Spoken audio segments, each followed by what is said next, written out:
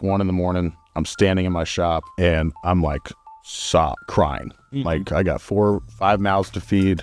I'm down to like my last $500. I got a mortgage, like all the pressure, right? I was the guy that made fun of God. I made fun of Christians, like openly mocked Christians kind of guy. I'm like, it's yours, dude. I obviously can't do this. You're the last resort. And then the next day we've been booked. I truly believe that is first and foremost the reason. Secondly is just like, we don't put sales as the most important thing. Like we just take really good care of people.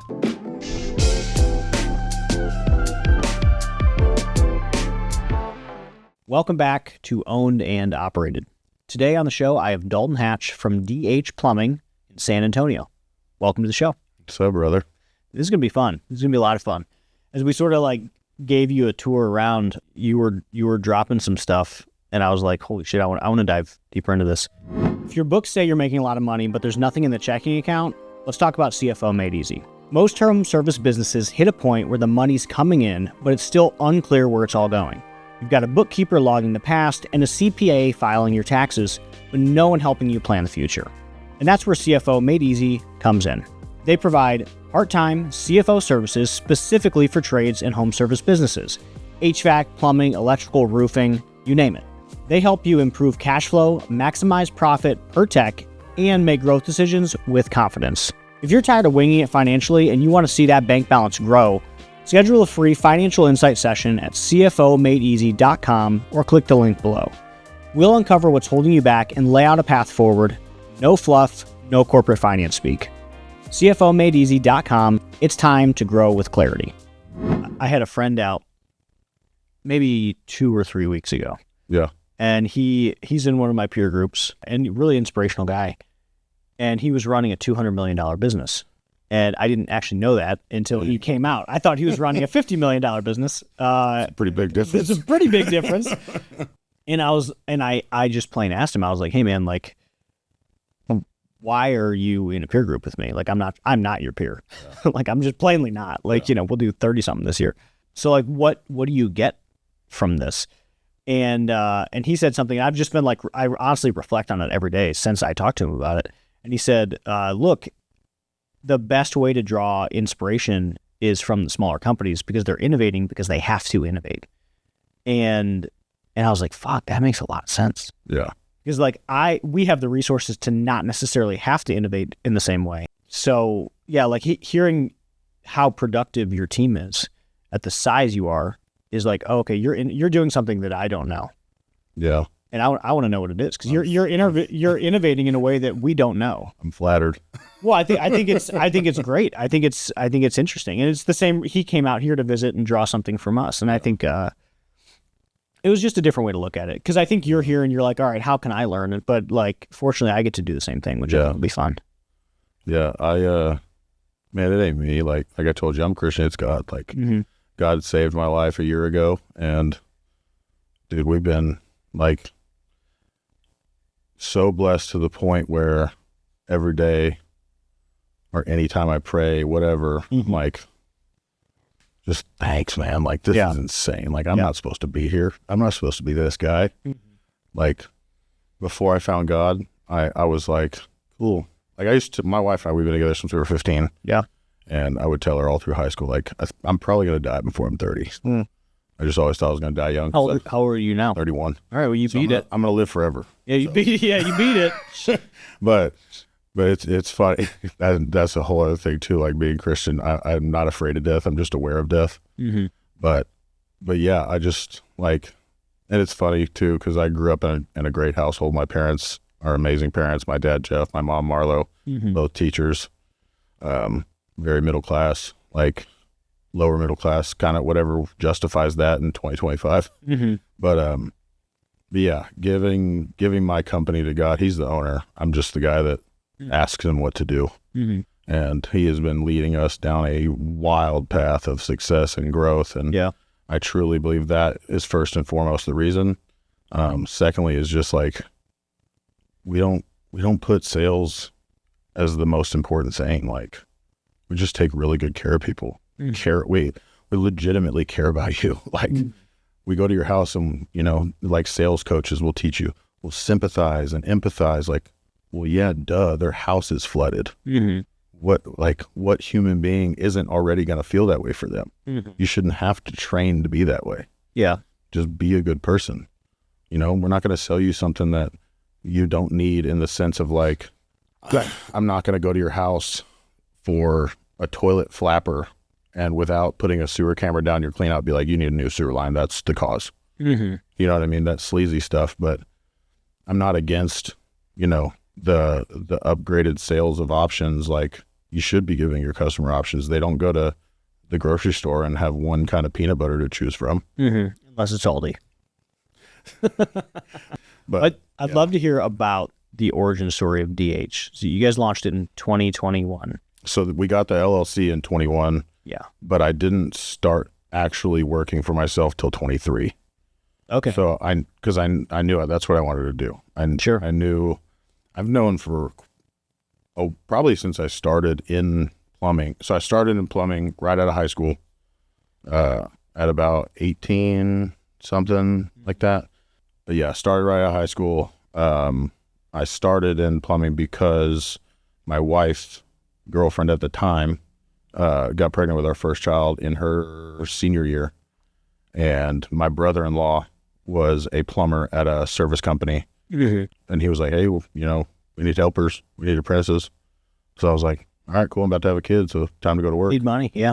Need money, you know. And right, my wife graduated the day she graduated high school, moved in with me into an apartment, and we just got after life and had a lot of bumps in the roads, had a lot of downs, majority caused by me. And then at about 21, we separated for 2 years. I had fell into drugs and alcohol pretty heavily, you know, worked through plumbing companies throughout that whole time. Like, I was chasing 50 cents here, an hour there, $1 there, wherever I could get more money. Because one, I'm poor. Two, I'm an addict. So I'm like, need more money for both of those things. Mm-hmm. But for some reason, like, I just knew I wanted to own something. I'm too high strung and I'm too control freak to work for anyone.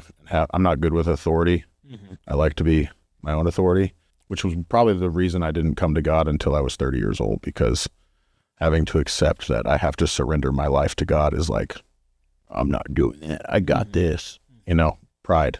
But yeah, so worked for plumbing companies up until I was 29. Yeah, 29. And then my buddy Cameron calls me. I'm like super competitive. Like, I saw your shop today, and the first thing in my head was like, and he said he got here 8 years. I'm gonna do this in 7. You're like, I'll build a war in my head for no reason. Make it happen. I dude. love it. And that's just I don't know. That's what drives me. I have to build it in my head to make it go. Yeah. But my buddy Cameron was like, I got an LLC, I got my master's, like, I'm going. And like within 5 minutes later, I had an LLC, and Mm-hmm. I had a master plumber willing to rent me his license. And I told my wife, I was like, we're starting a company. If he can do it, I can do it. And so I was like, all right, I'm ready to go. And I did it. And then I was a superintendent for a plumbing company doing residential new construction, which I'll never go back to that industry. Goodness. Yeah. It's like the worst Dude, industry. Yeah. no money. Builders don't know what they're doing, but they're mad at you. It's just, yeah, I'll never go back to that industry. But, and then, so I started the company. I was doing jobs after work and on the weekends for only like 3 weeks. And I thought I was busy because I was running around. But when you look on paper, you're only doing a few jobs a week. Yeah. You think you're slammed. Mm-hmm. So I was like, I'm quitting my job. I'm good to go. Mm-hmm. We didn't get a call for 3 weeks. And I have 4 babies. Yeah. And a wife at home who does not work, but she's a stay-at-home. Her job's harder than any job I've ever had. I'm with my kids for like 1 hour, and I'm like, babe, I need you to come home, please. And so 3 weeks, nothing. And I'm like, it's 1 a.m. I'm standing in my shop. It's like an RV carport at my house. And I'm like, crying. Mm-hmm. Like, I got 5 mouths to feed.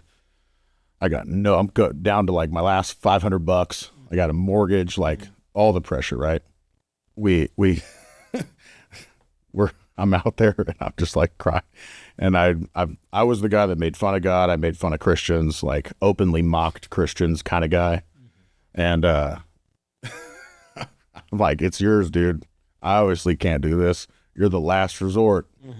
And then the next day we've been booked. And then I still didn't even like fully surrender after that, because after a week of that, I was like, well, I got it now.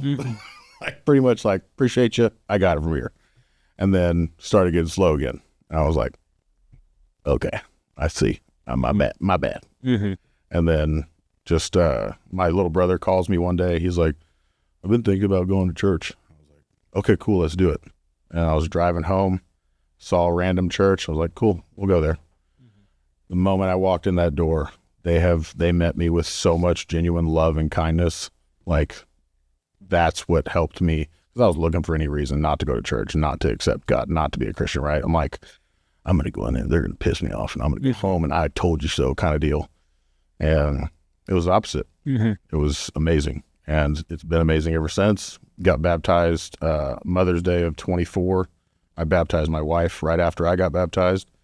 And then a few months later, I baptized my oldest, my 11-year-old daughter, and God has taken care of us in a dramatic way. And yeah, but yeah, so been busy ever since and just been growing, just doing the thing, man. April 1st, 23 was when we officially went out on our own. We're obviously giving God a lot of thanks and credit.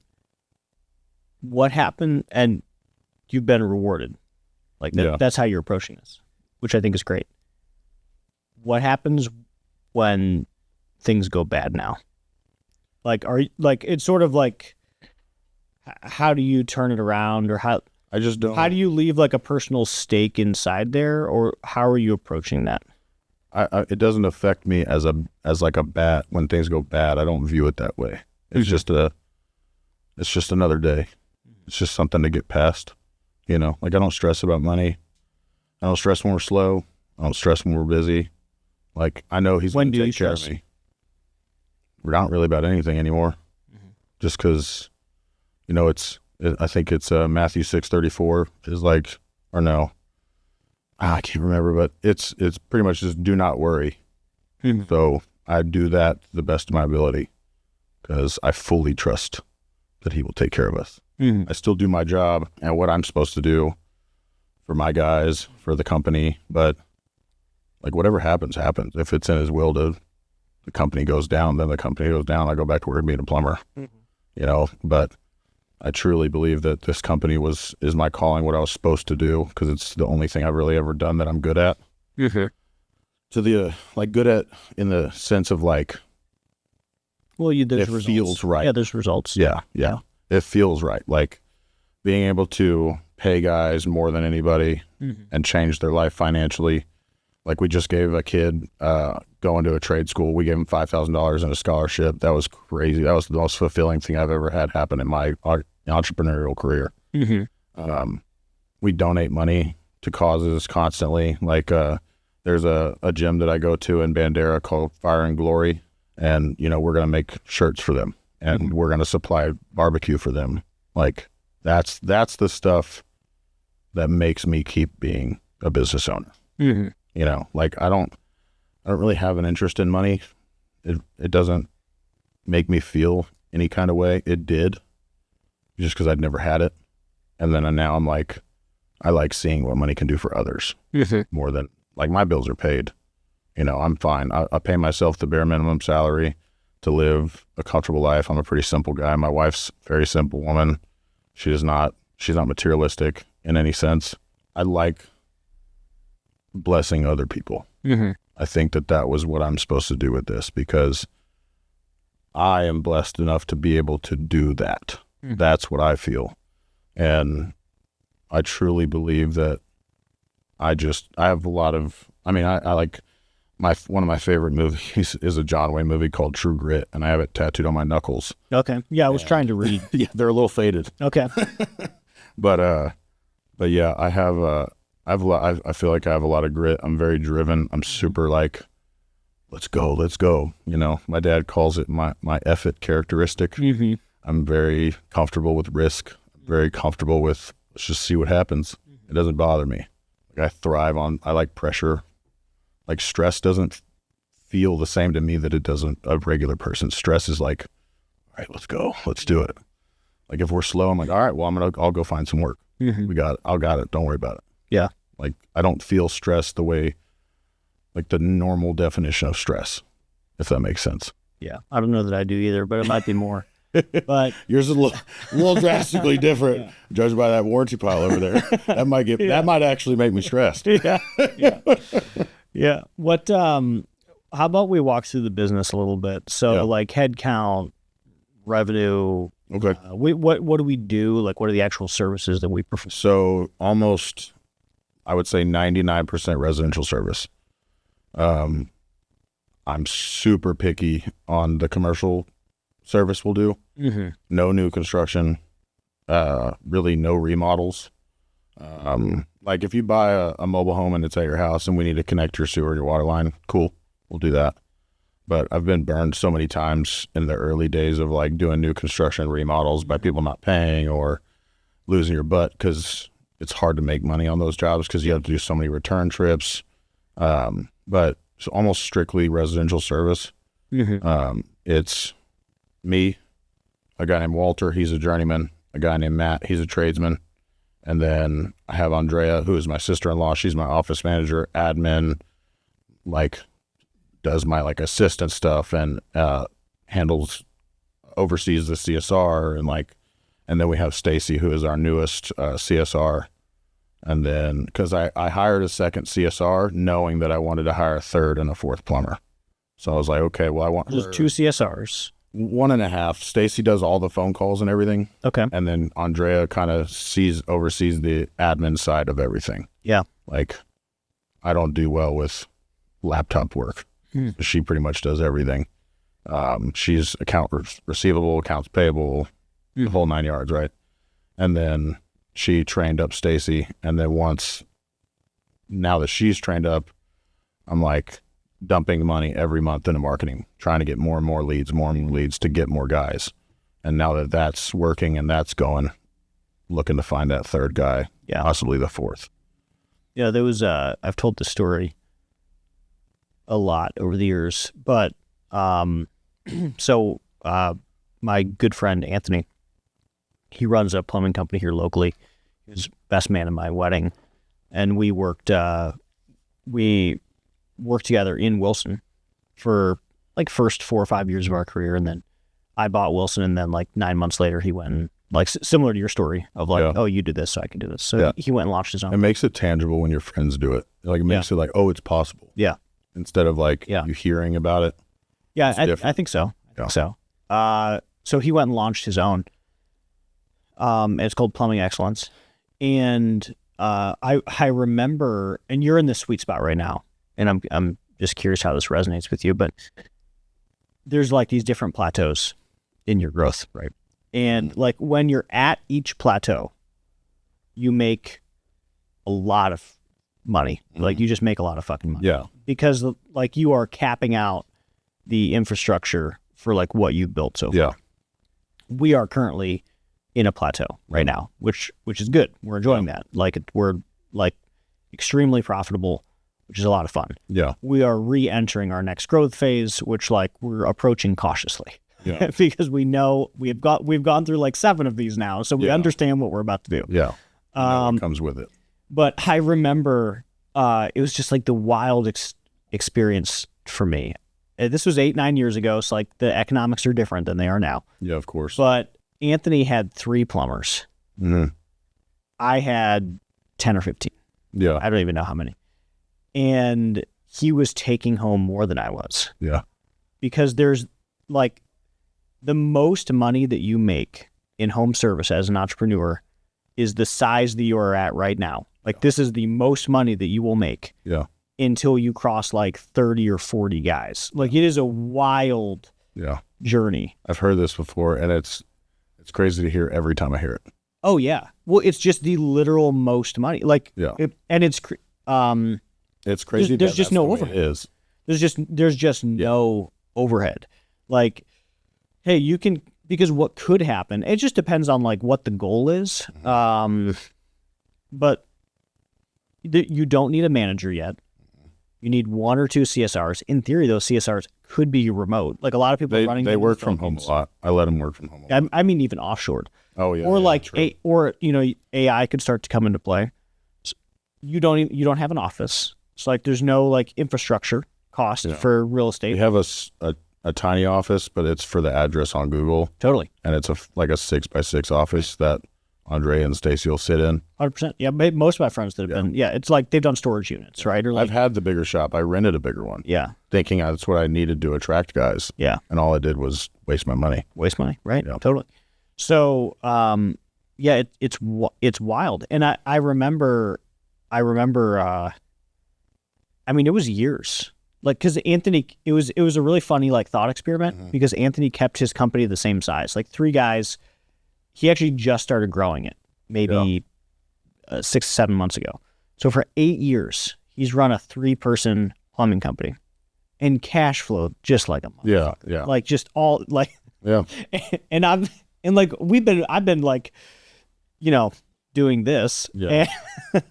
But like we only started making more than him like a year and a half ago, like 2 years ago. Is wild. That's wild. It's wild. So, so it sounds like you've heard this from others too. Oh yeah. I have like what's the take? Like how do you think about that? Because right now you are cash flowing probably like crazy. It makes you really want to hone in and realize what your goals are. Mm-hmm. Like, are you cool with where you're at and being there for a while? Yeah. Or do you want this next step enough to understand that this is or is the next step even worth it? Because I do think there's a tangible like why do it at all? Yeah. I think that's like should be a real conversation. I think about that at my size. Yeah. Well, so that's why he ended up growing. So for 8 years he ran this 3-person shop. Yeah. And he just cash flowed like crazy and he loved it. Yeah. And eventually he was like, okay, now I have this company. I've made a ton of money. Yeah. And we have to grow it so I can either sell it or like I want to just spend my time a little bit differently. Yeah. But like what I don't think he sort of grasped is like growing your company becomes an all encompassing thing. It's not like that's the easy route. It's like, we'll grow and then hire people. I don't think there's anything easy in business. Yeah. Yeah. People talk about like I'm sure it'll happen during this conversation, but it'll sound like we're like, yeah, you just do this, this, and you get here. Yeah. And it's like, yeah, that's not like that's not what happens. There's a lot of nuance that goes into it. Like not being stressed is very new to me. Mm-hmm. Like I had debilitating stress just because it's the nature of the beast, right? And I remember the first employee I ever hired, I didn't sleep for 3 days. Yeah. Because I was it didn't hit me until I'm laying down in bed with my wife. It's like 10 o'clock at night. And then a thought hits my head. It goes, you're responsible for all of his bills. And I was like, oh, what did I do? Didn't sleep for 3 days. I could not sleep. Yeah. I didn't eat. I've never felt stressed like that in my life. Yeah. And but like the whole not feeling stressed the same way, like that's like a 6-month thing, like just very new to me. I think there's a good argument to like staying in this zone for a while. Yeah, because like you'll just add stress the bigger you get. Yeah, like you will add it back. Because like right now, like I'm here in Ohio and I get to have a great conversation with you while my guys are back home making money. Mm-hmm. This is cool. Yes, I've never felt this before, right? Yeah, like, I've never had these opportunities to be able to spend time at home with my kids, which is what I do to my best of my ability to let my guys have as well. Like we don't do after hours. We don't do weekends, like Monday through Friday. And if they want to work on a Saturday or they want to work late, that's on you. If you want to do that, it's cool. I'm not going to ask you to do that. Yeah. It's funny you say that because I just had this conversation with Jared on his podcast about like, what are your goals for the company, right? And it changes all the time. The main goal of like, why I started it was just to change the financial future of my family, of every single human being in my family. We've done that. Yeah. You've done that now. Absolutely. The goals of how many trucks do you want? How big do you want to get? Do you want to stay this? Yeah. That changes all the time. Some days I want, 3 main municipality locations in Texas. Some days I want 2 more plumbers to justify a manager so that I'm at home more, and that's it. Like my quick take, having gone through this ride a little bit further, is I wish that I would have known that that was an option earlier. Staying that size was an option, or I think so. Yeah. Yeah. I don't know that I would have. I feel like guys that build a company that you've built, that's your calling. Like you wouldn't have been able to. I think that You're too driven. I don't think that I would have been able to contain myself. Yeah. But I wish I would have known that it was a choice. Because I didn't understand. I really didn't understand until I saw my friend do it. And I was like, oh, holy shit. You can stay that size. Can stay that size. Or, and be okay. Or would I have stayed that size longer in order to prep to grow larger? Like leading up to it. Yeah. Yeah. That's because what ends up happening, you end up on this, at least we have, and the people that we see that have gone where we want to go, is you end up on this, it's like a ride. You don't get to get off. No, you don't get to call in. Yeah, you don't. It's a train that, like, once you're on it, you're on that train. Yeah. And because what ends up happening is the company grows, and you start bringing in like really talented people that you want to work with, and they're smart and they're capable and they're fun and they're driven too, because that's what you are. Yeah, you attract those. You're magnetizing the same type of people that want to be around that situation. Yeah. And you get more and more of them. And like we've had this was before we understood, like, oh, we're on this train. This is the train. We thought we could control this. That was foolish. So we were like, oh, okay, we'll slow down growth this year. We have literally never been able to slow down growth. Even if we attempted to slow down growth, it would be hard to do. And half of the reason is because we're attracting talented people that want to grow. So like, well, how do you tell 170 people that we're not going to grow this year? Like, everybody's here to grow. That's what they're here to freaking do. That's why they're on this train. Yeah. So that's then why they want to work. I mean, I asked your guy over here what enticed you to come here, and his first word was growth. Yeah. That was literally what he said. Yeah, like that's that is like who we are at our core. Yeah. So you can tell, like, walking into this building. Yeah. Everyone is collectively agreed. Let's all be the best versions of ourselves to make this company the best version it can be. Well, that's our first core value, is betterment. So like we're literally here to win individually and as a team. Yeah, that is a core tenet of who we are as people inside this building. That's sick. So you get on this train and that's kind of it. Yeah. Like, you're like, all right, I'm committing to 30 to 50% growth for the rest of my career. Like, and that's just like where it's at. And I didn't know that we were making that choice. I probably still would have, because I think that's who I am. Hindsight's 20/20, right? Yeah. But I think it is interesting because at this perfect 2 to 3 truck size, you literally just mint cash in a way that you just don't for a long time. And just for reference, like, one of our vans is paid off. Yeah. And it doesn't, I think it only has like 80,000 miles on it. Mm-hmm. Just because it was the first van I ever bought, and I bought it for my mentor. Mm-hmm. He hooked me up. He was like, I'm so blessed. Like, I shouldn't be where I am. Mm-hmm. He sold me a Transit that got totaled like the day he bought it. Oh, nice. And it came out of the shop, and he was like, I don't need it now. I have all these other vans that I had to buy. Yeah. And he was like, I only owe 28 grand on it. It's got 20,000 miles on it. Nice. It came with shelves, like the partition, everything. He was like, just pay me what I owe on it. Mm-hmm. I was like, absolutely. Absolutely. Let's do this. Yeah, that's funny. And that van's paid off. And, I have 2 others, and, I don't owe very much on either one of them.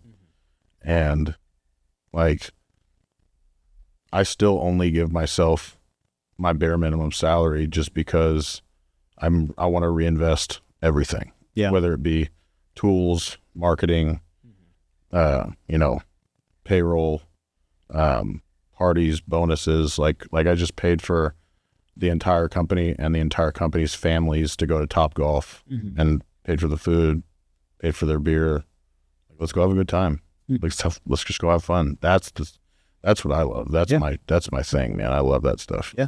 But yeah, things like that are what would, like what you said, keep me from pressing the gas really hard. Yeah, it's harder to do that. Yeah, because I've seen and heard from mentors and other companies, like I see what happens when you grow. Like we're talking about your VMI over here, like, and I asked you, I was like, how do you prep to spend this much money and know it's not going to make money for this long, you know? Yeah. And that's another thing that's like, I kind of like where I'm at. Yeah. Yeah. You know? I mean, it's a good thing, and culture becomes challenging to manage. And, you know, you get to have, so we're 171, I think, team members total. You're making, like, that's a huge difference in the economy. Yeah, it's wild. It is wild. That you're like that. We've I believe that's insane. begun to make a dent. Yeah, which is cool. You're blessed, brother. That's awesome. It is fun, but there's the bigger the organization gets, it gets obviously like more and more complicated. Yeah. And driving, just everything takes maybe more intentionality. So I'm like currently working through this new stage of my career. So as the business grows, like the way we say it to our leaders and the way it has manifested is every 6 months you have to relearn your job. Because every 6 months, like either your team or the company or something requires like a different version of you. It's a great way to put it. A slightly better version of you. Yeah. So like my new 6-month challenge is we're adding, we've built out our senior leadership team, which is something that we've been working on for a long time. Yeah. What they're very competent, they're very capable. And I'm now in a spot which is very weird, where I've been in spots that are adjacent to this, so it's just like this is the newest one. But I'm now in the spot where I had friends tell me that this was coming. So like somewhere between 160 to 200 team members, every single task has a home. Okay. Opening the mail is someone's job. Taking out the trash is someone's job. Listening to calls is someone's job. Coaching salespeople is someone's job. There's no more like open job for John to come in and tactically operate. Yeah. Which when you spend 8 years of your life tactically operating and like you're the janitor as well as the CEO as well as the sales manager and wear the a lot of hats. Yeah, like that's how it works when you're growing. So we're now at this stage where every single task has a human attached to it. Yeah. Or an AI. A human or an AI attached to it. So now I'm switching over to this it's a big shift where it's no longer tactical. It's more like, okay, how can I coach in a new way, and how can I impact culture from like 6 layers down? Yeah. Like, how can I do that? And it's funny. I don't know. Like I'm still figuring out. That's funny that you say that. So when we were walking through the tour, I had a question in my head, and I wanted to wait till I ask you now, was how does it feel to have that many employees, and how hard is it to be intimately involved with that many employees? Yeah. You know what I mean? Because it almost feels like in the business side of it, this is like the mega church where the pastor doesn't know everyone's name. Mm-hmm. And it's like, how do you battle that? Because I feel like, especially plumbers, you know, we want to know who works for us. Yeah. We want to know who you are, what you're about. Like, yeah. But at 171 people, it's pretty hard to do that. Yeah. So I'm very curious how intentional you are with that, or how possible it is, I guess. It's possible. I mean, I know everyone's name. Yeah. I feel like to keep a good culture, you kind of have to be that guy. Yeah. I mean, I think that I know other people that have roughly the same team size and they do not make it their goal. Mm-hmm. And like my quick take, and some of them are my friends. My quick take is like they're coming off like an asshole. Yeah. Like 100%. These are your team members. They matter. Yeah. A lot. Yeah, and like all our job at the end of the day, like my job at the end of the day, is to facilitate good culture. Like I joke about it. Like my title's CEO, but like underneath my name tag next to my office is Chief Vibes Officer. It's a joke, but like it is real. Like that's like, hey, that's what I'm here to do. Yeah. Is we're here to like create a culture that continues to move, especially when it gets bigger. It's almost like it's easier to ignore when it's smaller. But when it's bigger, you have to be more dialed in because I don't get to go to Top Golf with my whole team and their families. I now have to like, how do I coach my apprentices to eventually move up through the organization when I have literally 5 leaders in between me and that apprentice? Like, how do I do that? So you do know their names. I do know their names. Yeah. Obviously at that many, I don't expect an owner to be on an intimate level with every single, that's wild. Yeah. That would be your entire job. Yeah. It was just be like, let's sit down and have a conversation. I wish I could. I think it'd be fun. That'd be a lot of time. I think it'd be fun. So it takes a lot of intentionality. I do it differently than my president, Brandon. So Brandon actually has flashcards, like photos and flashcards. It's that important to us that we practice. That's awesome. We also have like org charts with names and faces up on the wall. Yeah. And that helps a lot because often like I'll go a month without seeing someone. Like that's just how it works. You know? Well, yeah, they're all out in the field. In the field. You know, I don't know. Might come in at a different time than them. And if I see someone once a week, I see them a lot. Yeah. So yeah, we try to be really intentional about it. Brandon practices with flashcards. I use the org chart. Service Titan helps because it's got the name, the photo. Yeah. Yeah, we stay pretty on top of it. And then I have skip levels once a week, which is like I skip multiple levels and I work with our service managers or install managers. We call them frontline leaders. Yeah. And I talk to them about their team's performance. So I'm very still in tune with what's going on at the front of our organization. That's awesome, dude. Yeah. That's huge for culture, in my opinion. And I don't know what it's like at your level, but I'm thinking of it as like a former employee mindset. Like that would be a very enticing thing to want to work here, is that your owner cares that much. Because I think you would agree, most owners nowadays, that's not the case. Yeah. Well, I think it's a part of our culture now. Yeah. So if I didn't, like, I would be held accountable to it, which I think is good. Like, I think I'd get called out. That's huge. And that's good culture. Yeah, 100%. 100%. Like I need the feedback the same as anybody else needs feedback. Yeah, I don't want yes men around me. Right. Yeah. Accountability is huge. Yeah. But it does get harder. You do have to be intentional about it. I like that you use that word intentional a lot, because I feel like that's the most important thing in business that a lot of people don't know, especially guys in my position or even a little bit lower when they're first starting out, is you need to be intentional with your money. You need to be intentional with your time. You need to be intentional on how you market, where you're marketing. Like, intentionality is huge. Be intentional with your discipline. Like, I highly suggest anybody that's starting a business, like, wake up in the morning, read your Bible and journal. Write your goal down every day. Put it on paper, make it real. Be intentional with your time, intentional with your thoughts. Yeah. Intentionality is huge. I agree. I like that. There's something that I think is kind of funny is, the decisions that and that's why I was encouraging you to think about, like, hey, do you really want to move from this size? The decisions that we made at 3 million are things that still impact the organization today. Yeah. Like kind of a lot. Yeah. Like key vendors, how we source vehicles, and like our strategy behind vehicles. We use the same strategy today. Wow. Like same exact thing. Softwares, how we think about marketing, brand, like all of those were decisions made between $3 and $5 million. Wow. And so when we think about being intentional, that's a big part of it, is because we can look at, hey, I'm doing this today, and this is the impact that, like, when I decided to source vehicles this way 6 years ago, and I'm still doing it now, like, that's the impact. Like, that first vehicle set the tone for me to buy 95 more in the same exact way. That's a big deal. Yeah. So now we just see like the second and third order effects.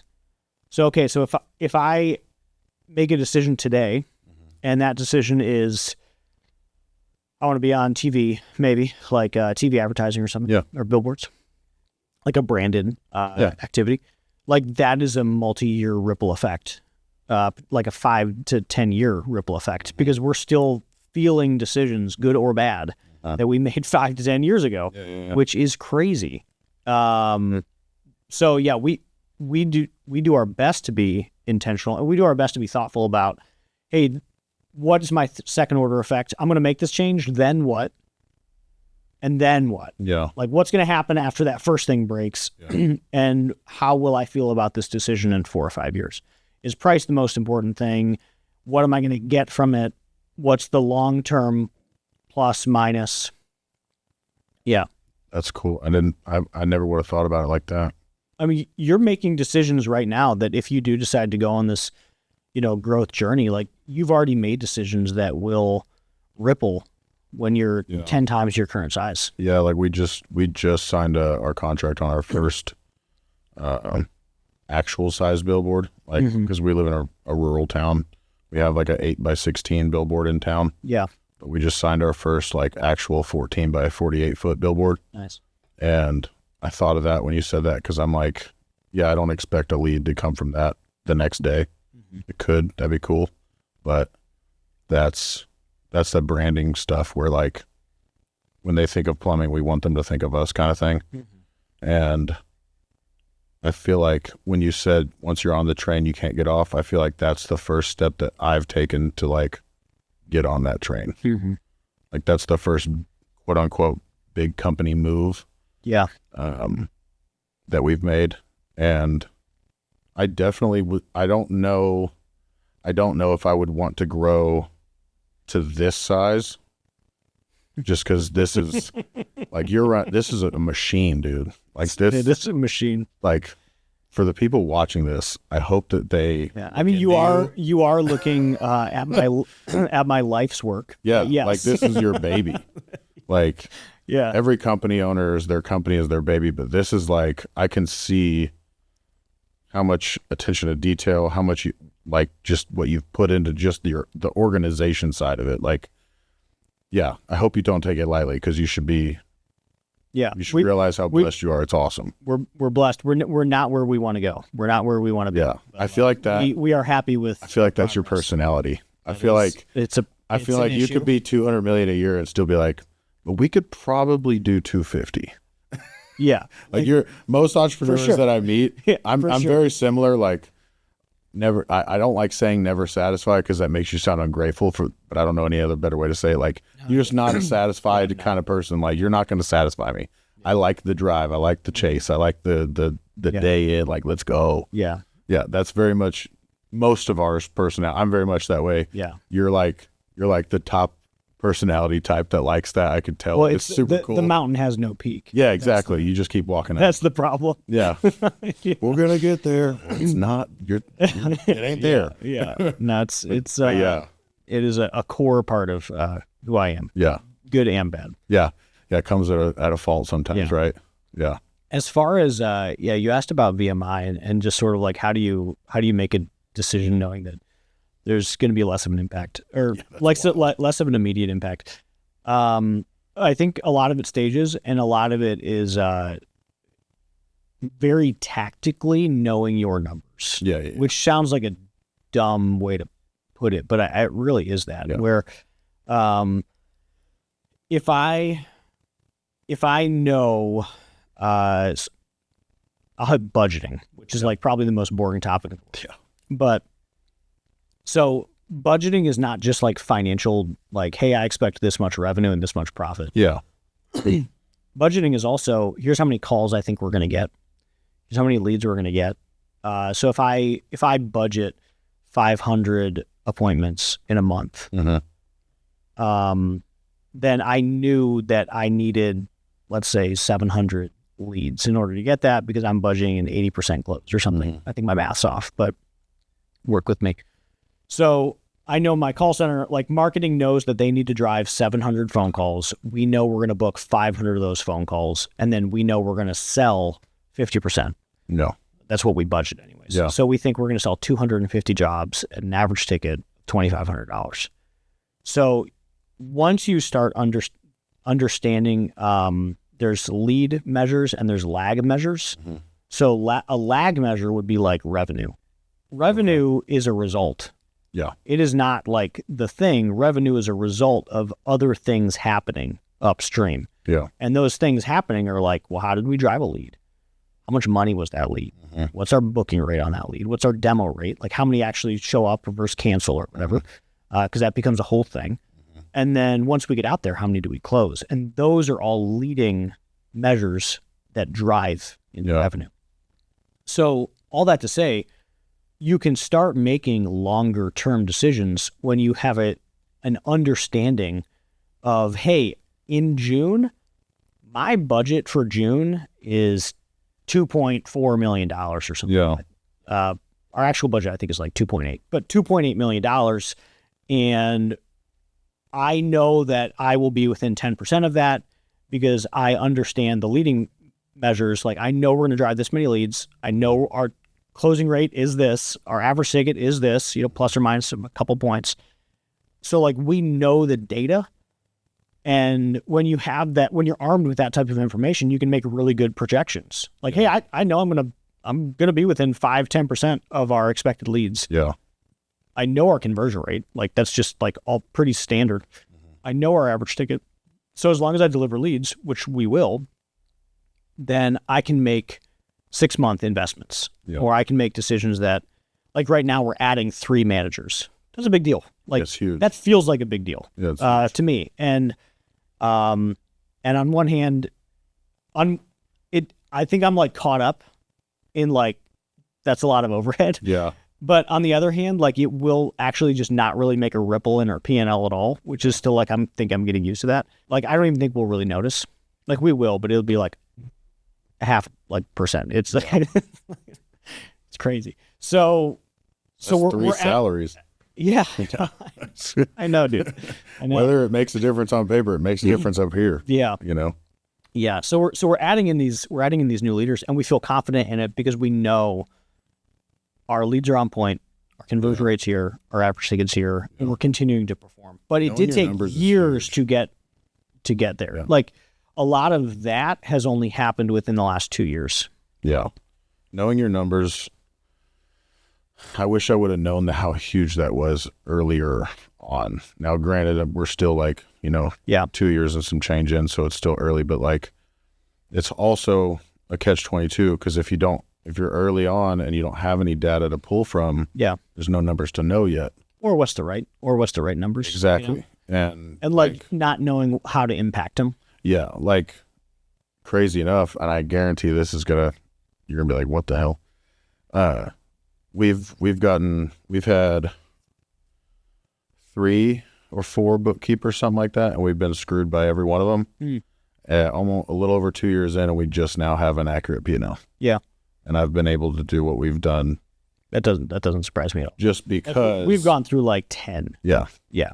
Just because like I've known running this, like we keep getting screwed. The P&L's never been accurate. Like I went like 9 months without looking at the P&L because I was like, it's screwed. Like we didn't have an accounting department. Yeah, a full department for 6 months in 2023 because they did something stupid. So we fired 4 people, and we were like a $15 million business. Yeah, running without anything, like off the bank account. So that's when good decisions that's how it works. Come into play. That's when good decisions come into play. We only got tight reporting like a year ago. Dude, that's in the mid. That's so comforting. That's to hear. in the mid 20 million. That's so comforting to hear because, like, I've talked to other business owners and they're like, yeah, we get accurate P&L by the 10th of the month, and I'm like, me too. I'm on my 4th month, I think, of having an accurate close by the 10th of the month. I mean, 4th month in my entire career. That makes me feel so much better. So much better. Yeah, it was awame. I was like, holy shit, this is what it's like. This is incredible. This is what it's like to not have to go, I wonder what... We'll do 31 this year. Yeah. It's hilarious. But like... I mean, it's a journey. But it's back to intentionality. Like, because that I've never had an accurate P&L, I've been extremely intentional about money. Mm-hmm. Extremely intentional about where I put the money in the business, where I put it in marketing. I study our numbers on service, and Service Titan is a godsend. I was telling your guy, the first 6 months of Service Titan, I want to cancel the membership every day. I'm like, I hate this. This sucks. Yeah. But what really is I'm a plumber and I'm an idiot and I don't know how to use it yet. I don't know about agreeing to the idiot, but it is a hard software. The learning curve is huge. People say it all the time, but it is huge. And now that I have it and I understand it, I'm like, this is the greatest thing ever. And Service Titan's been the biggest part. Like, we've grown more in the past 6 months with Service Titan than we've grown the entire company. And I have like all credit to Service Titan with that, because like we've been able to see like, okay, what's our opportunity job average? What's our conversion rate? What's our call rate? What's our booking rate? Like, you know, and that's why we hired those coaches for CSRs and dispatchers, because our booking rate is like anywhere from 67 to 78, which I was higher than that. Or? That's on Service Titan, just knowing what our booking rate is, or from classifying calls and all that. And of course you want it to be higher than that, because you're paying for those phone calls. Yeah. Granted, we get a stupid amount of spam calls, but there's two different booking rates. There's raw booking rate, and then there's booking rate. Yeah. So the raw booking rate is the 68.73. And I think that would be considered high if that's raw. Yeah. So like our raw booking rate's 30. Okay. Then, so that's now I'm second guessing myself. Well, that's okay. Like it becomes a much bigger deal. Like it might not be as much of a thing now because your number is just not as broadcasted everywhere. Yeah. So like for us, it's vendors calling, it's people calling for HR, it's customers calling with random inquiries. Yeah. So when you're looking at, you want to make sure you measure it twice. Like, so raw booking rate is every single phone call that comes into this building. If they're calling for accounting, we count it. And so if I get 1,000 phone calls a day, which is about accurate. So that's insane. It's insane. So if we get 1,000, yeah, it's nice. Thanks. Yeah, that's so wild to think about. Freaking wild. It's freaking wild. So we get 1,000 phone calls a day. Like, we should be booking 250 to 280. Okay. When we're done, I want to see that. I want to see what that looks like on Service Time, if you don't mind, the booking rate. Yeah. I actually don't necessarily know how to find that, but that's awesome. Someone will. That's so cool. That's so cool. That's how you see the reports. That's how you know you built a machine. You're like, I know what it looks like on paper. I know what it needs to be. I see what it looks like on my email. I'm not sure how to find it. But no, we hired those coaches to help them out, because and another that I just thought, another really cool thing about the size that I'm at is like, we book a lot of calls from people who just want to talk to a plumber and they get to talk to the owner. Oh yeah. You know, like I book every call they send me, like, hey, so-and-so, I ran through the spiel, I tried to get them booked, but they have some questions before someone goes out. And I tell them, would you like to talk to the owner? Because what's cooler than getting told that as a customer? Like, hey, you want a personal phone call from the owner of the company you just called? So I'll call him, hey, how you doing? Office said you had some questions. What can I help you with? I book everyone. I'm 100% closed on those. Yeah. Because as soon as I call them, because I call them the second that text hits my phone. Yeah. And which is usually within 5 minutes of them calling them, and they're like, oh my gosh, hi. And that sets the tone for the tech going there. That sets the tone for them as a lifelong customer rather than a one-time customer. And I like that part of this size, because there's no way you could do that. No, this is an example of exactly the type of tactical thing that I can no longer do. Yeah. Like, or if I do it, it's like we have to make a process for it. You would absolutely would have to, because because you imagine if every one of your texts were just like, hey, can you text you, like, can you call this person? Well, there was a period. So like, as we were in like, so when in 2021, we bought a lot of companies over the years. We bought 9. Yeah. And that's awesome. When in 2021, we went from 32 team members to 105 in like 120 days or something. It was like, that's nuts. It was ridiculous. We bought 3 companies. We bought a company in July. We bought a company in September. We bought a company in December. It was a lot. Yeah, you got on the train, buddy. Got on the train. That's awesome. So we went from 32 to 105. And obviously, like, the infrastructure demands are totally different at those two sides. So we basically spent the next 3 years figuring out what the fuck we were doing every day. And most of that was either like myself and my president, Brandon, most of it was like us leading teams directly or us standing up teams directly. So, Gotcha. So like that type of activity, 2 years ago, I was like running call center because we moved into this building 2 years ago, almost to this day. Like techs will move to a new building if you move, but like CSRs tend not to. Yeah. So like one random day, our entire call center basically quit. Whoa. And so I had to stand up a call center, $15 million business. I had to stand up a call center in 24 hours, which we did. Like we, yeah, but like so cool. I was on the phones too. So like, that's so cool. But over the years we used to, whenever a team needed rescued, like Brandon and I would go in and rescue that team. Yeah. So like we've each run every single department in this building twice. Yeah. That makes it easy for you guys to believe in you too. Yeah, I think so. Yeah. But I'm looking to hire an apprentice right now to float because we have so many jobs that it would help, especially because I'm playing the apprentice. Yeah.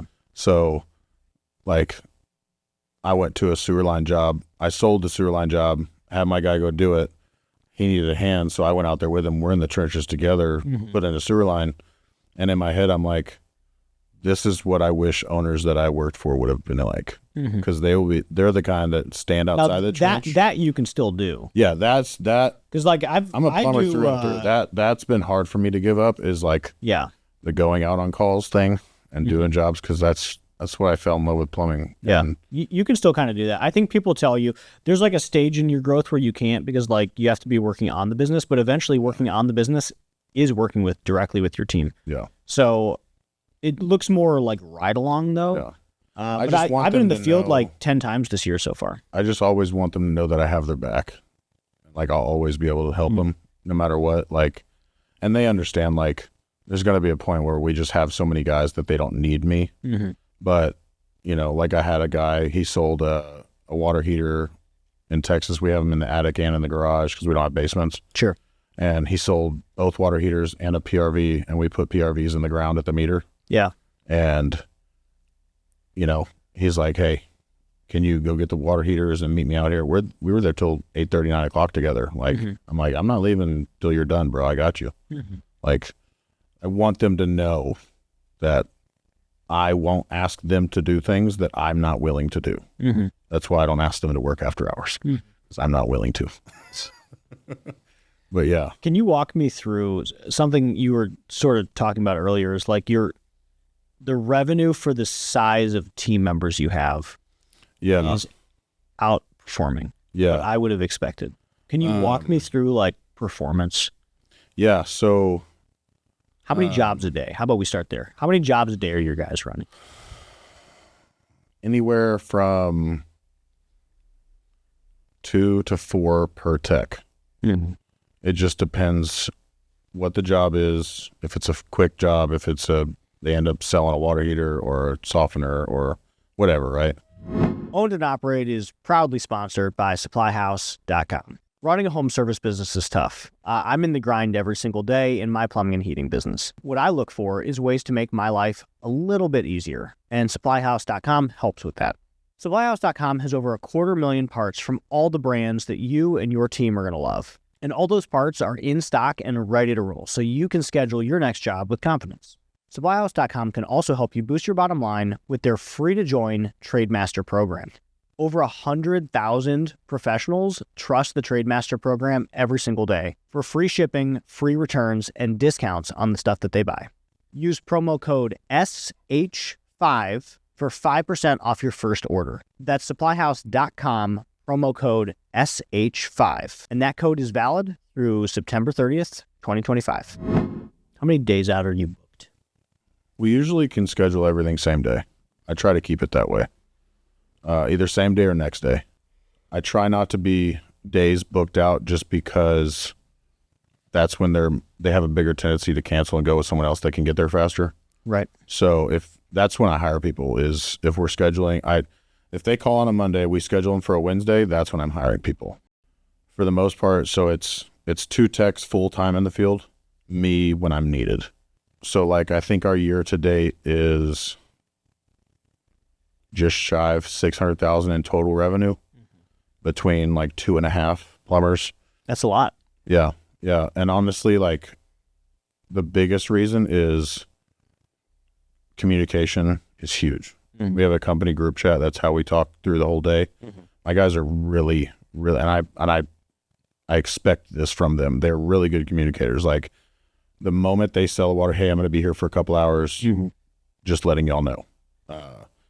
Hey, I just finished my job. Does Matt need help on a job? Does Walter need help on a job? I can be there. What do you need me to get? I can get material. Like it's all about communication to be able to do that. And it's all about, in my opinion, just coordination. Yeah. Because we don't have a shop with inventory, right? So we have to pick up material. Mm-hmm. Well, if you go to a house and it's 3:30 and you sell, a water heater, a water softener, and a PRV, well, let's knock out the water heater and the PRV so that we get them happy and get the water back on. And then tomorrow morning we'll come back out and we'll do that. The softener, the thing that's not exactly needed right now. Yeah. And that's honestly that. And what's a normal week in performance per guy? Like 15,000. Mm-hmm. There are minimums that I ask for. I say ask instead of required because at the end of the day, it's on me to provide the leads. And if I don't provide enough leads, then I can't expect them to sell enough, right? If I give them 1 lead a day. Mm-hmm. But because sometimes it's slow, it happens.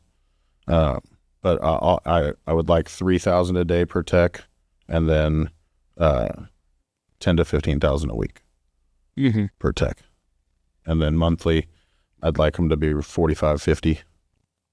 But I mean, at 35, we're still doing fine, mm-hmm. and just honestly, the biggest thing is having guys that are driven, guys that want to do good, and guys that want to make money. Because mm-hmm. if they don't want to make money, they're not going to want to make you money. Yeah. If they're complacent with making the minimum amount of check they can, they're not going to want to excel for you. Right. But I give them incentives, like I give them bonuses. Mm-hmm. Like, there's no point in making all this money. How does the comp plan work? So our pay scale is different for everybody. So I ask them, what do you want to get paid? What do you like? What style do you like to get paid? Do you want all commission? Do you want hourly plus commission? Do you want hourly? That's cool. I'll try anything with you, but you're still expected to perform and produce, right? So, one guy could make 45 an hour. One guy can make 20% of the ticket. It just depends. And then, like I told them, if y'all hit 2 million in revenue this year, I'll send everybody in the company to a cruise in the Bahamas. Because, what's the point of making all the money if you don't do anything cool with it? Yeah, we just took 45 people to Dominican Republic. Yeah, see, like that's next year. Like I said, I did the $5,000 scholarship for the kid to go into trade school. Next year, I want to do 20,000 between 4 kids. Mm-hmm. That's a goal I have.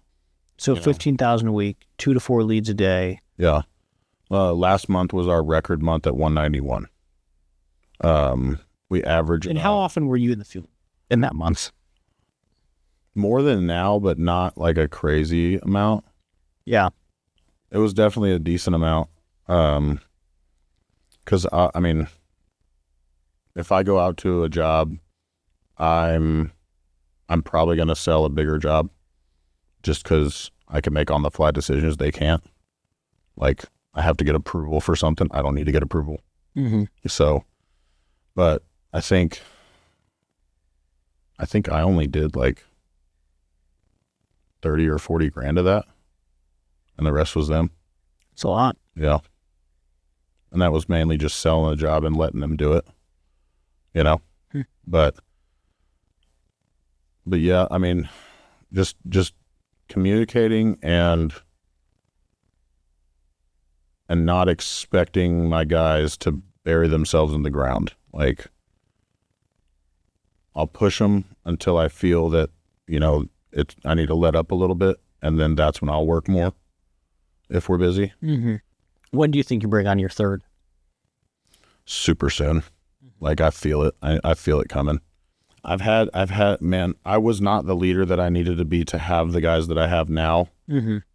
2 months before I found them, I had to become the leader I needed to be able to get them. Mm-hmm. And then I hired both of them the same day. Like I was super blessed, found out about both of them the same day, hired both of them the same day. I've had, because I was such a crappy leader and not the owner I needed to be beforehand, I've had plumbers work for me and leave, you know, because I wasn't organized.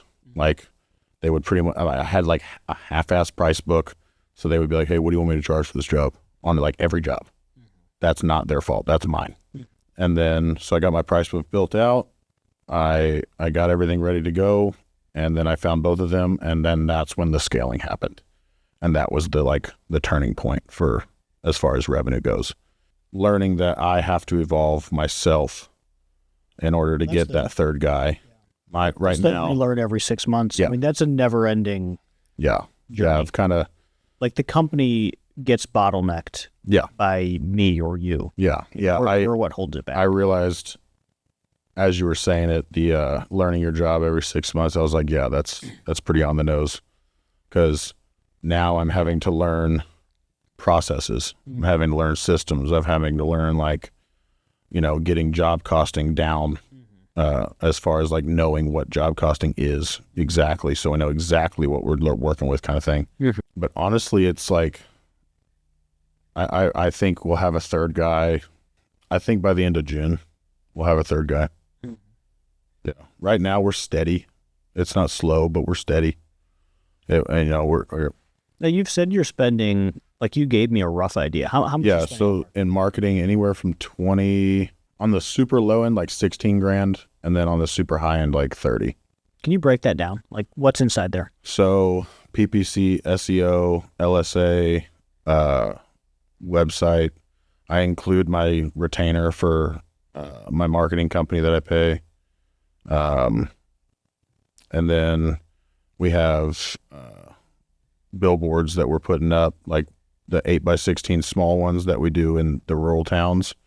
I have 3 more going up. Those are anywhere from $500 to $7,500 for the year, rented the space, and then it's like $2,500 for the sign to get made. And then I do yard signs. I usually buy about 100 every 2 to 3 months, and I'll go out at like 1 to 3 in the morning on a Friday and just put 50 out somewhere. We get a lot of revenue from that. I just started doing a lot more social media stuff on TikTok, like videos, editing, things like that. We've been starting to get some leads from that. Majority of our leads, I would say, is probably PPC, which is why our cost per lead's higher than where I would like it to be, just because we're competing with like 9 different big shops that are putting $1 million plus a month into just PPC. It doesn't matter. Yeah. Like that's what I was going to say. It doesn't matter. Like you win marketing.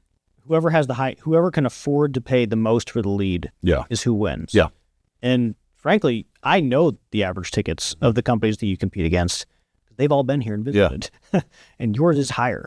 So like you can afford to pay more. We're priced properly because I understand the market we're competing in. Yeah, you can afford to pay more for a lead. So like it's almost irrelevant. I mean, it'd be nice to have like a 5% marketing budget. I do a lot of guerrilla marketing too. Yeah. Like I did 6 career days these past 2 months. We did that scholarship thing. Like I do a lot of that kind of like events. Yeah. I try to be involved with the communities as much as humanly possible. Like for Teacher Appreciation Week, we took donuts and kolaches to every school in Bandera for breakfast for the teacher, for the whole staff of the school. Mm-hmm. That kind of stuff is a big driver for leads for us. Hey, we saw that you did this, or because I asked, I'm like, how'd you hear about us? I want to know. I want to know the data. Yeah. And I tell my guys to ask, and then also we have like really good reviews. You know, we have I think 230 reviews with 4.9. Yeah. And our only negative reviews are price. And I'll take that any day of the week. Yeah, that's what we say too. Yeah, I'll take if you have a negative review about service, I'm going to call you the second I see it, and we're going to figure out why the hell that happened, because that's unacceptable. Like customer service is my jam. I love customer service because I feel like I'm doing customer service the way companies around me talk about them doing customer service, if that makes sense. Like we care about our customers, but then it's like, not really. But like, I sympathize with, I get it. Like, we're meeting you on your worst day. Nobody wants to call a plumber. Nobody's like, man, I really hope I can spend $3,000 today. I'm so pumped. You know, but like, we just actually care. We understand it sucks. We're going to do anything and everything that it takes to help you out. And I think that our reputation is what drives a lot of leads as well. We've been able to build a really, really good, because in the hill country where we live, those bigger companies, people don't call them out there. Right. Because they know what they're going to charge them. Yep. You know, granted, we're not cheap, but we're not that.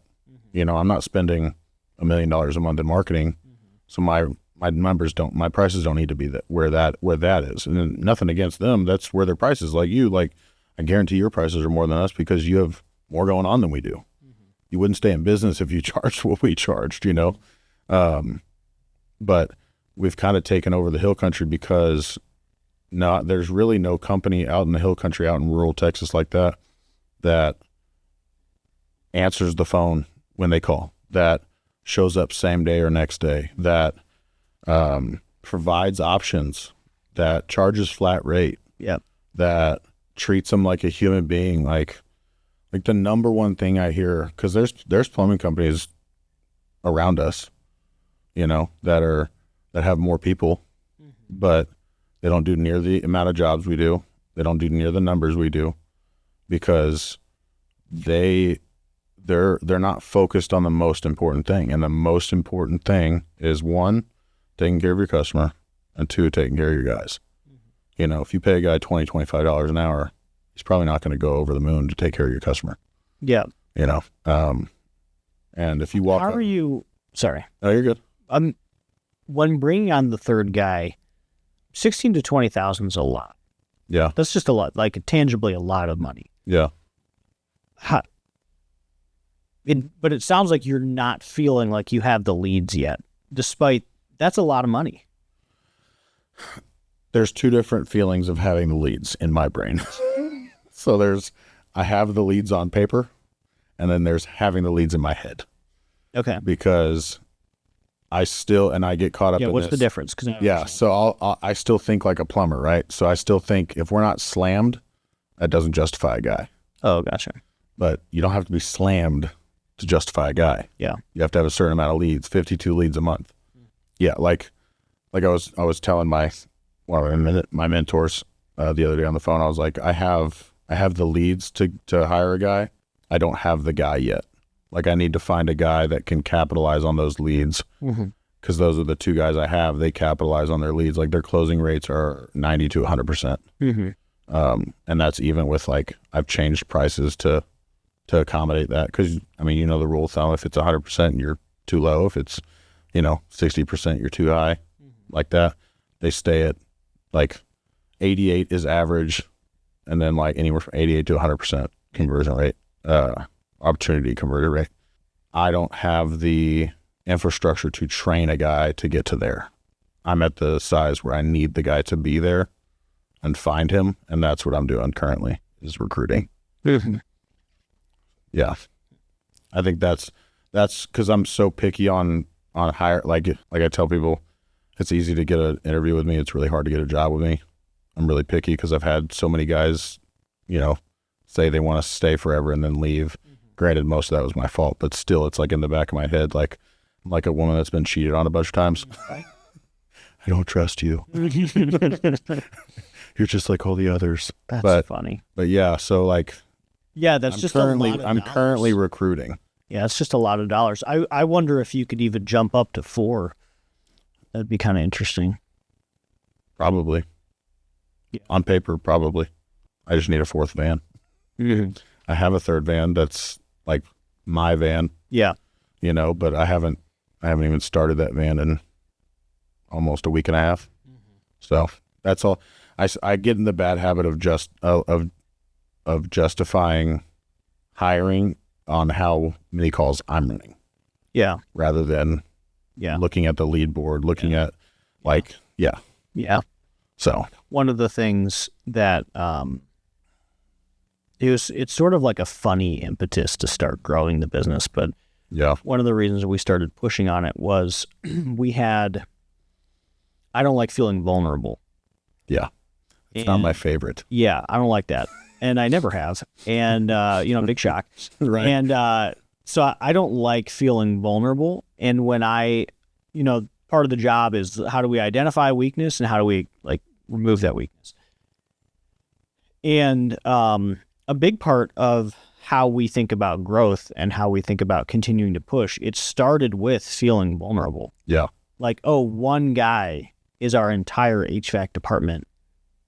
What happens if he leaves? Yeah. What happens if he quits? What happens if I piss him off one day? Yeah. Yeah. Redundancy is important. Yeah. And it turns into this, it becomes comical the bigger you get. Because I still it'll happen in accounting. We're man, I only have one staff accountant. Yeah. I should have two. It's like dumb stuff like that. But I always remember back to when it was one HVAC tech. And that was what inspired us to start pushing harder and harder. Yeah. Was because I felt vulnerable. And I think that is one of the things that does get easier with the bigger the team. Yeah.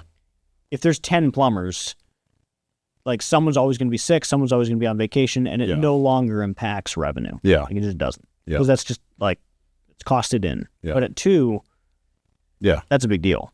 Yeah. I had one guy called in super sick on a Monday, and he even came to work sick Tuesday. Yeah. And I had to get in the van and go to work. It's a real impact. It throws a wrench in everything. Yeah. When my dad was running the business, he had a guy named Lee, and Lee worked for me for a year or two before retiring, but Lee fell off a ladder and he broke his leg, and he was in a cast for 6 months. And, this was the early 2000s. Yeah.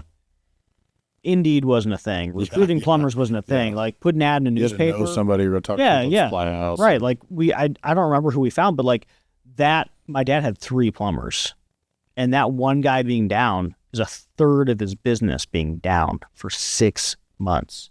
Damn. Yeah. It almost ran him under. Yeah. And I think about I was thinking about that as when you were oh, the third guy in my head, I'm always in that place of permanently paranoid is probably the best way to put it. There's a book called I think about it all the time, dude. Yeah. I really do. Yeah.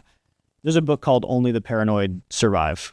I'm gonna have to add that to the list. It's a good one. It's a good one. But it hits home for me because I'm I've always been paranoid. I'm always expecting the shittiest thing in the world to happen. Yeah. Then I'm just rarely surprised. Yeah. That is the story of my life. Yeah. Yeah. That's funny. That's funny that you said, because I've thought about, that's been a reoccurring thought for a couple weeks now. I've only had these guys.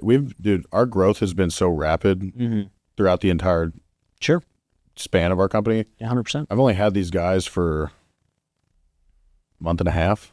Yeah.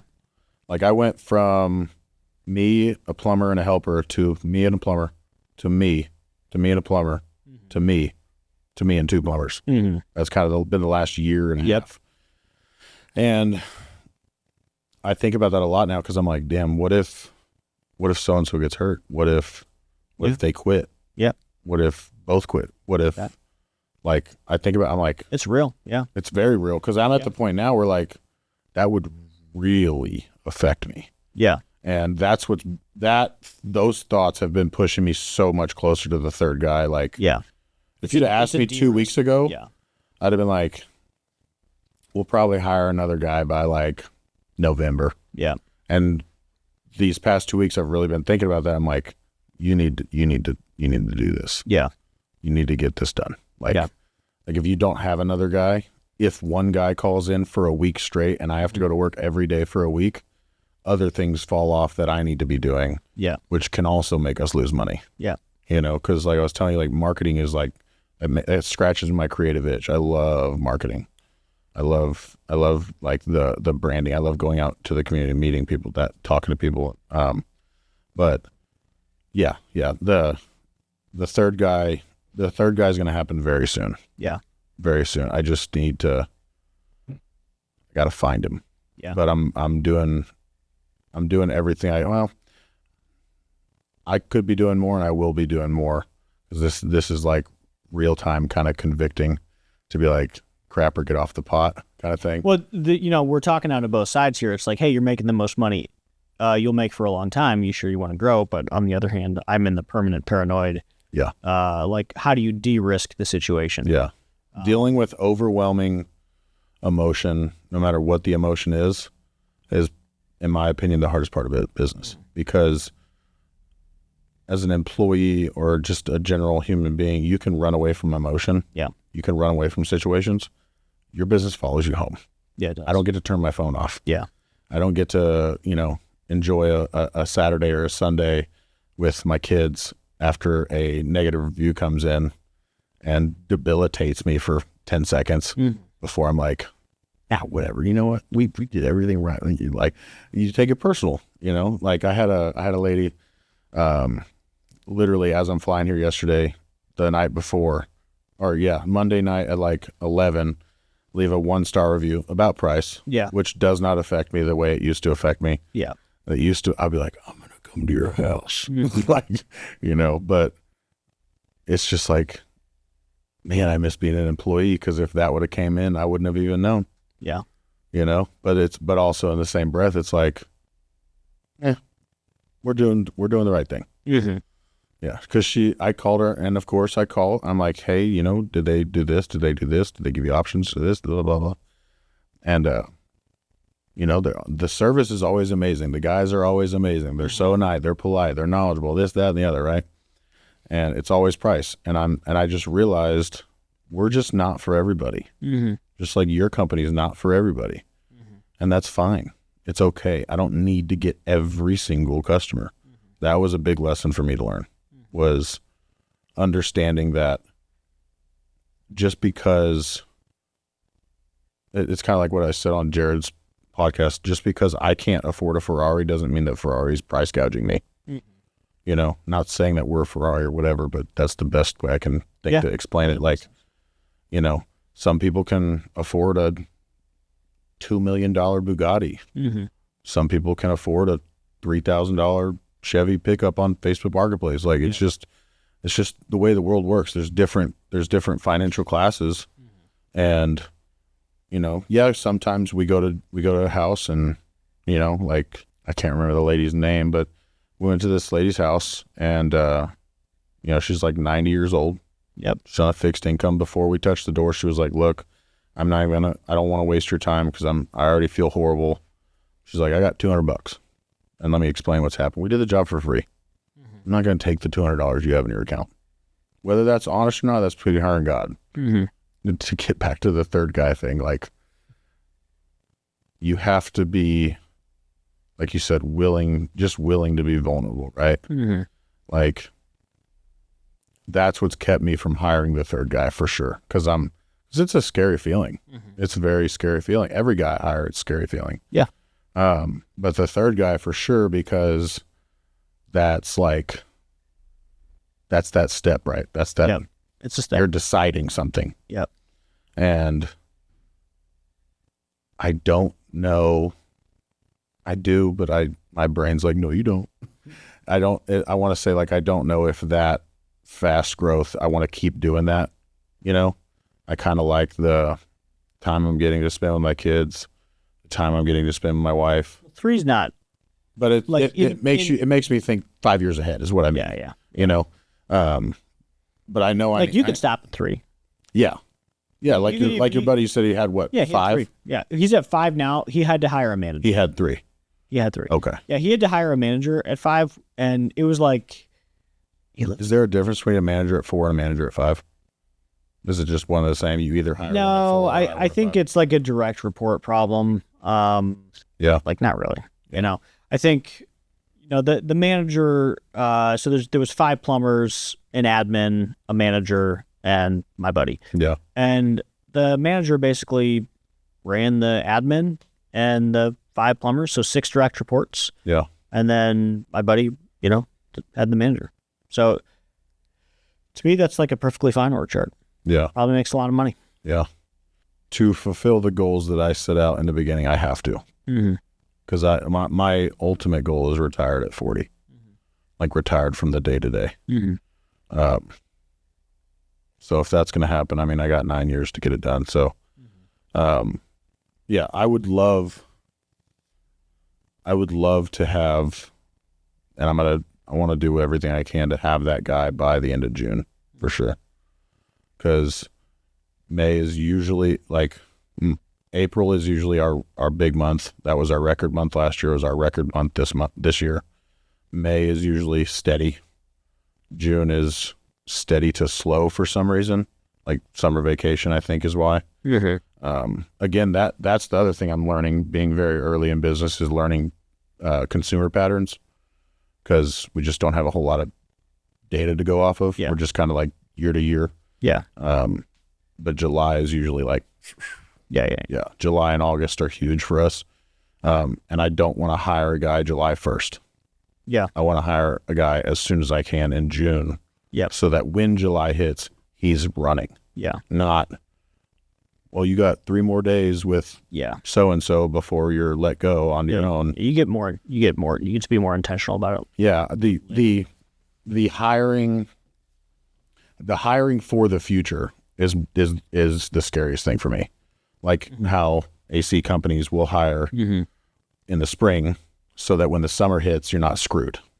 Well, I think plumbing, electric, and HVAC, like, we have a big hiring push. I think we've onboarded like 30 heads in the last 60 days. Well, yeah, you were saying what, like every 2 weeks? Every 2 weeks, yeah. Today there was, this week there's 5. And I'm wild. And it's a lot. But peak season is summer. So like our revenue will go from like 2 to 2.2 up to like 2.7 to 3. Like that's a 50% jump. That's a big jump. And it happens really quick, like probably starting next week in June. We've already started to see it like trending, like day by day, we're going from 100 a day to 140 a day. So like it's moving, Instead of thinking about maybe what's best for the business, I think about what's best for the guys too much, which that can be a thing. Well, it does remove some pressure from them. They can take vacations, they can be sick without feeling guilty. Well, in the sense of like, I don't want to hire a guy and then he takes some calls from them and then they leave or something. Like, it's just like, it's the permanently paranoid. Well, so one of the, what I have found is if you're going to make a step change like that, faster is better. Because if you do it in a year, then they're used to having all the leads. They've been here for a month and a half. They're not used to having all the leads. They've only been here for 45 days. But if you did that in a year and you'd be like, hey, I'm going to change this now, kind of dramatically. That makes sense. Then it's more challenging. So like you're expecting someone setting a routine to 100%. Be like, oh yeah, let's change. 100%. Yeah, that makes. There's a lot more change management, the more stuck in a specific way a team is. But if we have, like we've had teams where we have one salesperson and it is a very big deal to add a second. So now when we're launching a new team or we're like investing in or whatever that is, we want to get that team up to 3 as fast as possible because there's a lot less drama. When you hire a salesperson, how do you, in my head, the reason I've never hired a salesperson is how do you deal with the customer seeing that they sold the job, but they're not the one doing it? Well, how do you keep your customer from thinking I would push back and say that you currently have 2 salespeople.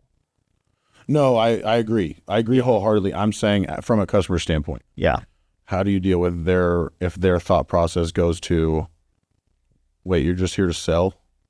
And then the plumbers come in and do that. Because there's companies in San Antonio where the salesmen aren't plumbers. They don't know anything about what they're selling. They're just salesmen. Well, I think, so we run a sales install model, but our salespeople are plumbers.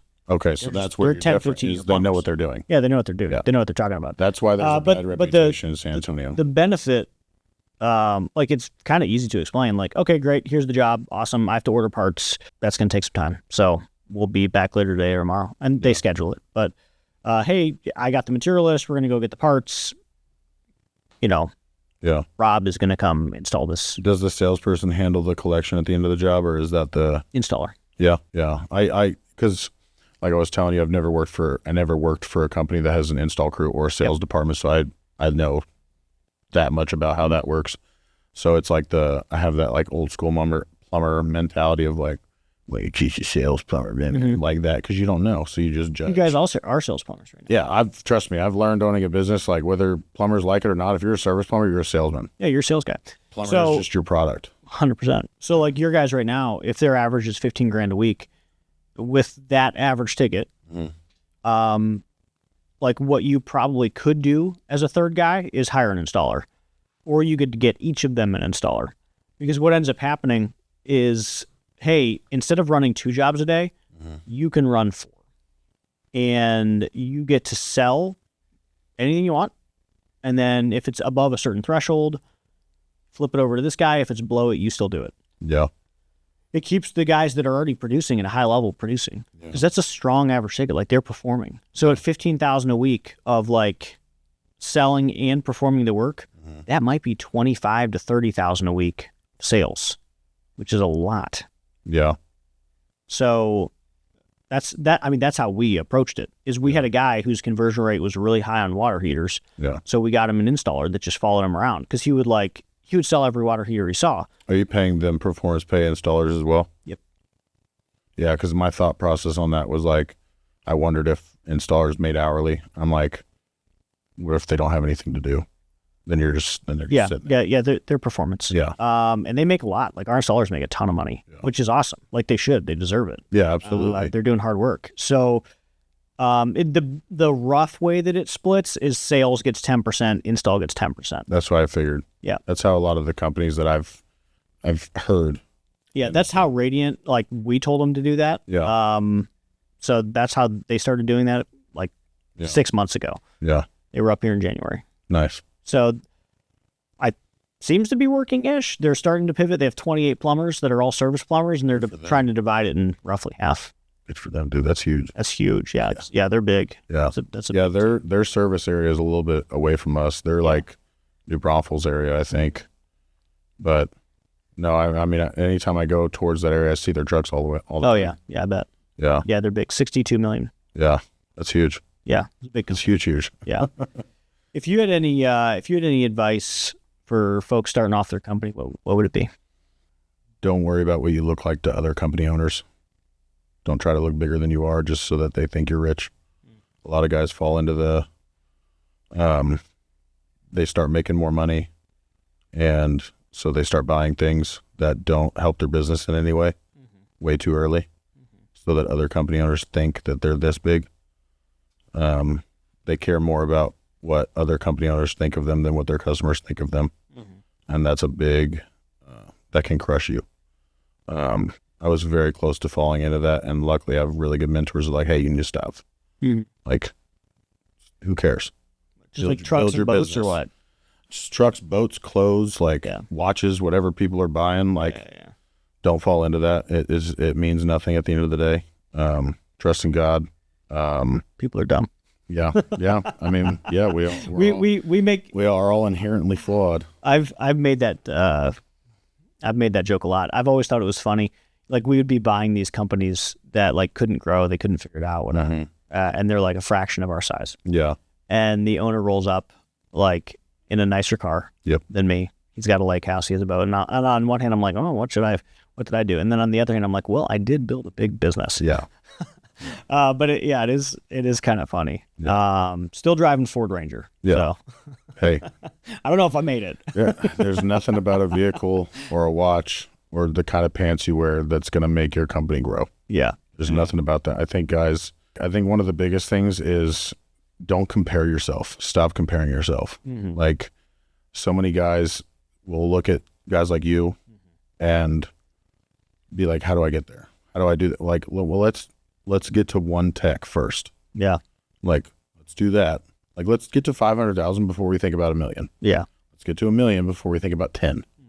You know, so you hear a lot of guys say you have to buy brand new vans right out the gate. You do not have to do that.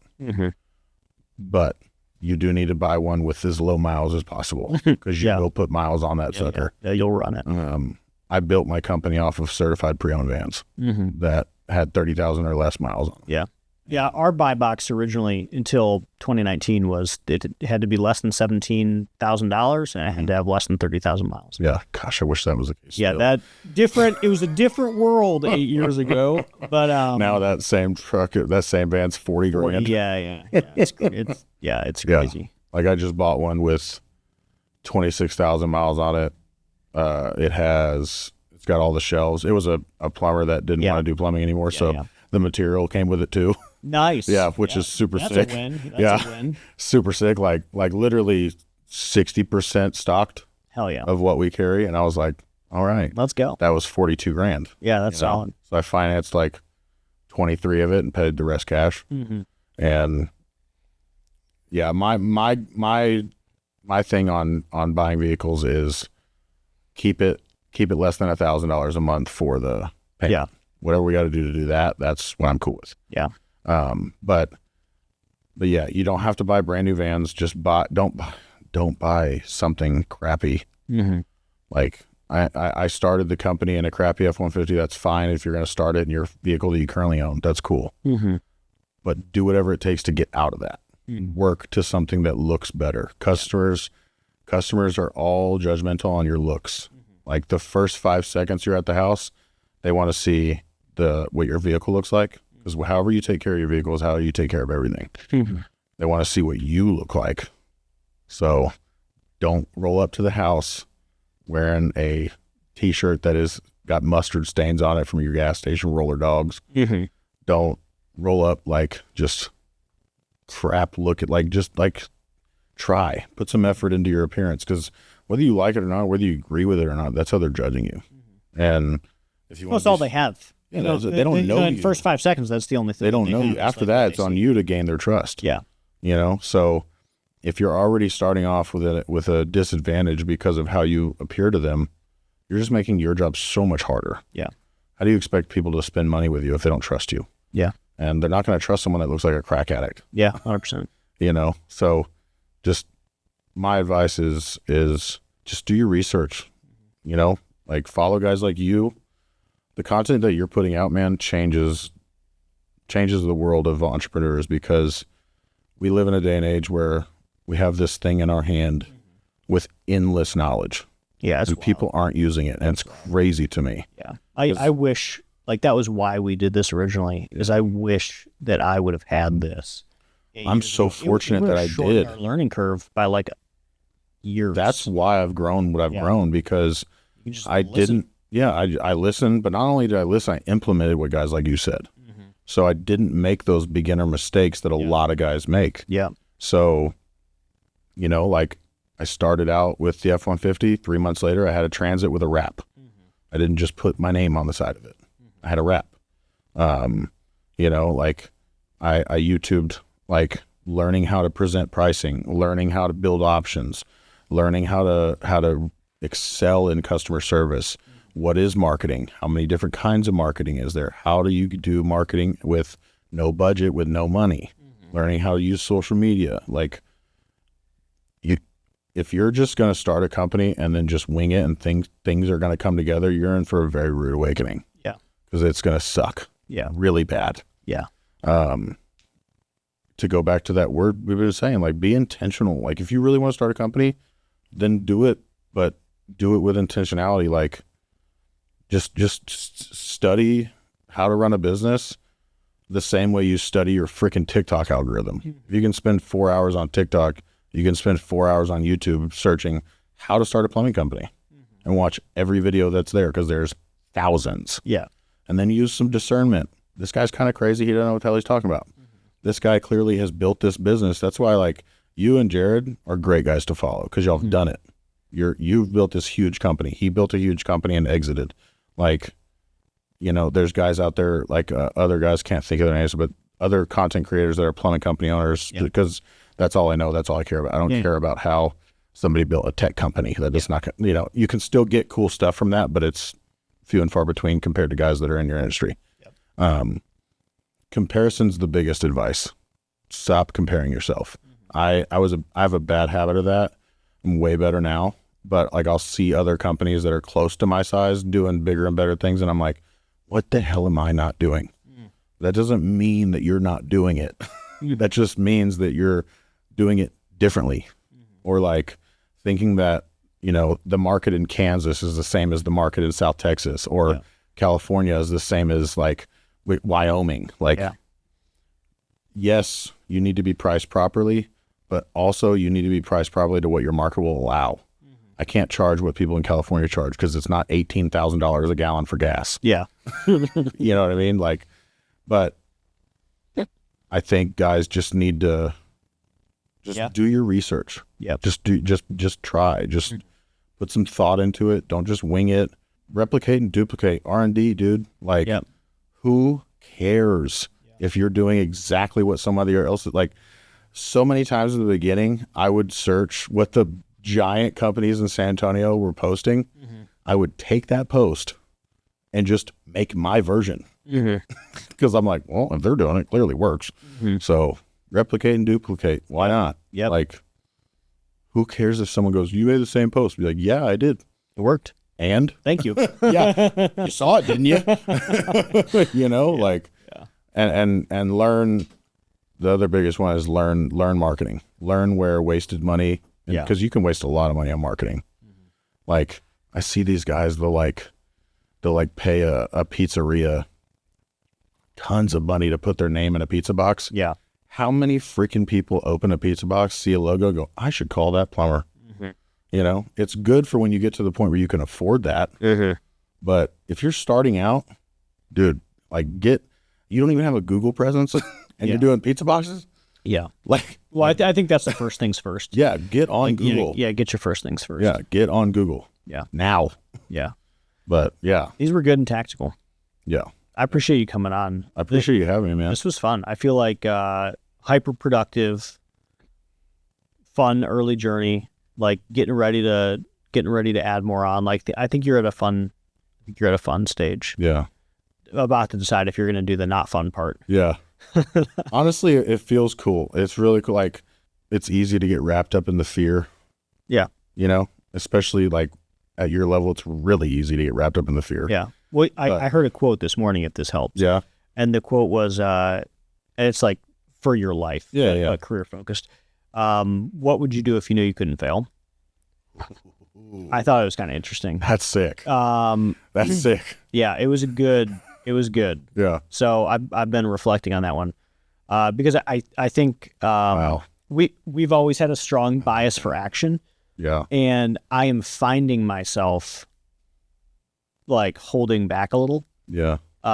Because the next step for us is a big step. Yeah. And that's like going regional. Yeah. And like John from 3 years ago would have just ripped that shit. And John from today is much more cautious. Yeah. So I'm like trying to send it, bro. I'm trying to figure out which one is right. I'm trying to rein that characteristic in myself. Yeah. Trying to understand which John's correct. I'm very quick to send it, dude. Yeah.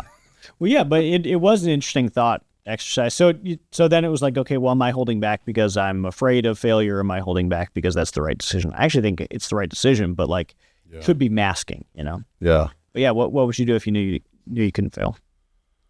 Oh man, if I knew I couldn't fail, I would hire as many people as humanly possible and just get it. Like, just go. Because my biggest fear is this not working and disappointing my kids and my wife. Yeah. That's really my only fear in life.